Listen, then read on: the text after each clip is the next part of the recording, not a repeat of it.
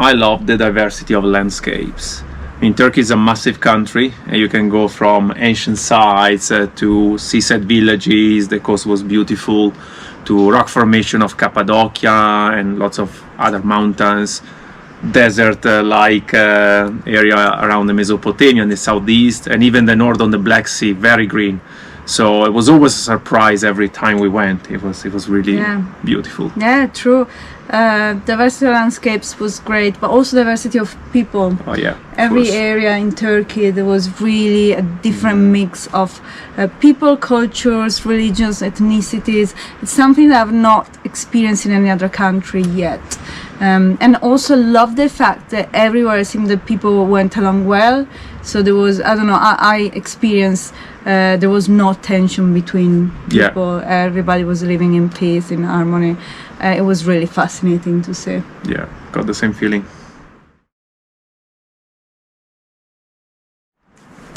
I love Istanbul. Exceeded my expectations. Me too. I found it such an interesting city. It's like having 10 different cities into one, because every neighborhood is completely different. So you go from, I don't know, the conservative and traditionalist Sultanahmet to the lively, colorful Kadıköy, to the hipster Karaköy, and also we visited some more affluent and cute areas that look like separate villages. So yeah, it was really diverse. I think you can't get bored in Istanbul. I agree. Not forgetting the city split between Europe and Asia. Oh yeah. Which other city in the world? I mean, I think it's unique, really. Unique. Yeah, I agree. Yeah. So I agree. I loved Istanbul, but also Kash is one of my favorite in the south on the coast. I mean, yes, it's a town on the by the sea, but the mountain, the hill formation there is like really unique. I think the view, the base that you have, and there are lots of activities you can do. Yeah, we did kayak. Kayaking was amazing. That was really fun. Yeah. Let me add one more. Mardin. Oh, Martin! Yeah, it's in my heart. It's not like Kash, very different. So in the southeast, near the border with Syria, but like, you know, you're on a hill, you see the whole Mesopotamia in front of you, and you have this ancient town with a mix of cultures. Yeah. I mean, I had a really unique feeling. And we were treated like celebrities there because they don't see many foreigners. So yeah, it was quite an experience. Yeah, so good. I loved Goslem as a street food. Me too. It was always an experience. I mean, especially when you had the old lady making for you, and Kavalti. The Turkish breakfast, that was fantastic. I mean, it's just a feast of food that you have in the morning with different types of cheese, also the jams, local honey. So every time we had it, I was so happy. Me too. And you? Yeah, I mean, I love Kavalti and Goslem, Manti as well. I love how they serve it with the yogurt and tomato sauce and the dry meat, the red pepper flakes. It's just explosion of flavors in your mouth. And cheek kofte, of course. I don't know how they can make something so flavorsome using just basically bulgur paste. Yeah. But overall, I have to say I preferred food in the eastern Turkey. It was more flavorsome. There was a kick to it. It was a bit more spicy. Yeah, you could really get the influence of Middle East cuisine. Yeah.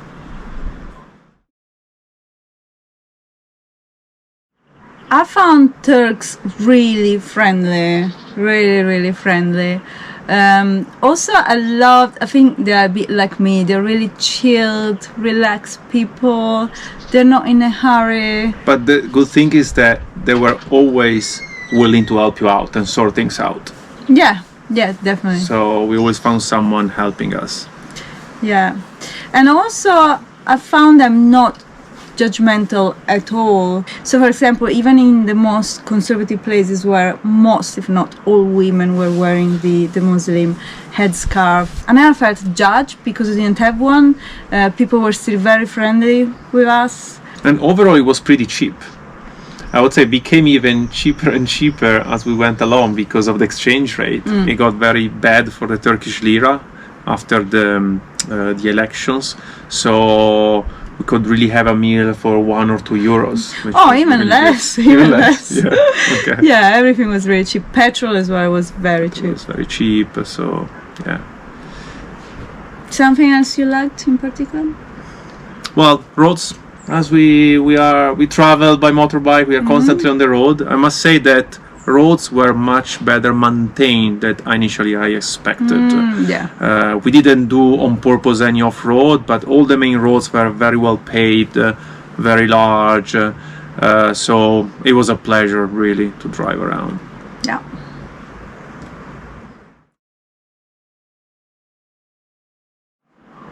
As much as we love Turkey, as in any country, there were a few things that we didn't particularly like, I have to say.